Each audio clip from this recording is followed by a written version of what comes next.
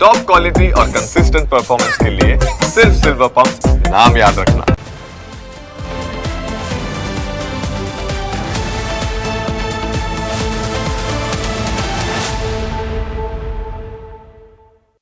વાત હવે અન્ય એક મુદ્દા વિશે।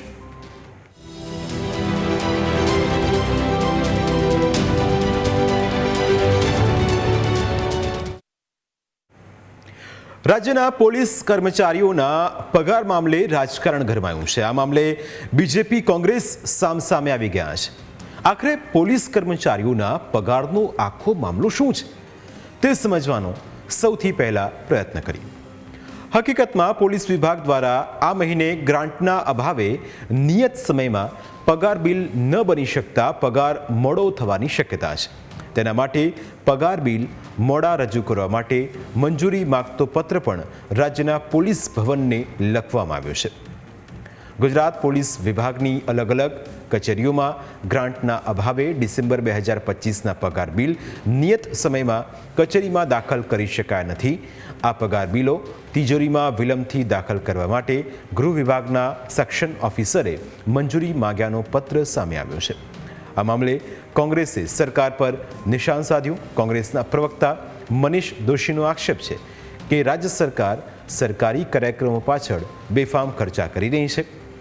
બીજી તરફ રાજ્યની સુરક્ષાની જેમના પર જવાબદારી છે તે પોલીસ કર્મચારીઓના પગાર માટે ગ્રાન્ટનો અભાવ છે।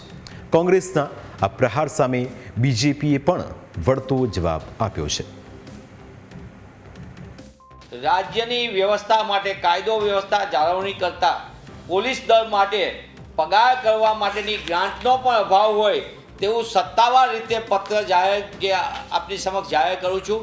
ખુદ પોલીસ વિભાગ દ્વારા એમના કોમ્યુનિકેશનમાં આ પત્ર આવ્યો। આ પત્રની અંદર કહેવામાં આવે છે કે અમારે વિલંબ ગ્રાન્ટનો અભાવ હોવાથી તમને પાછળથી પગાર બિલ બનાવવા માટેની મંજૂરી આપો। એમને માત્ર આરોપો કરવાના છે અને અમારે રાજ્યનું ફાઇનાન્શિયલી ડિસિપ્લિન રાજ્ય એ ગુજરાત સમગ્ર દેશમાં એ અવ્વલ નંબરે આવે છે। આપ પણ જાણો છો કે એનો ક્રમ ક્યાં છે। ફાઇનાન્શિયલી ડિસિપ્લિન એ રાજ્યની ખૂબ સારી છે। તમારા વખતે અંબાજી ટ્રસ્ટમાંથી આપણે બોન્ડ બહાર પડવા પડ્યા હતા એટલે કોંગ્રેસે આ અમને કહેવાની જરૂર નથી। મહત્વનું છે કે રાજ્યમાં 1 લાખ જેટલા પોલીસ કર્મીઓ અને અધિકારીઓ ફરજ બજાવે છે તે તમામના પગારમાં વિલંબ થાય તેવી શક્યતાઓ છે। જોકે હવે સરકાર આ બાબતે જલ્દી જ કોઈ ઉકેલ કાઢીને પોલીસ કર્મચારીઓને સમયસર પગાર મળી રહે તે માટે પ્રયત્નશીલ હોવાનો દાવો કરી રહી છે।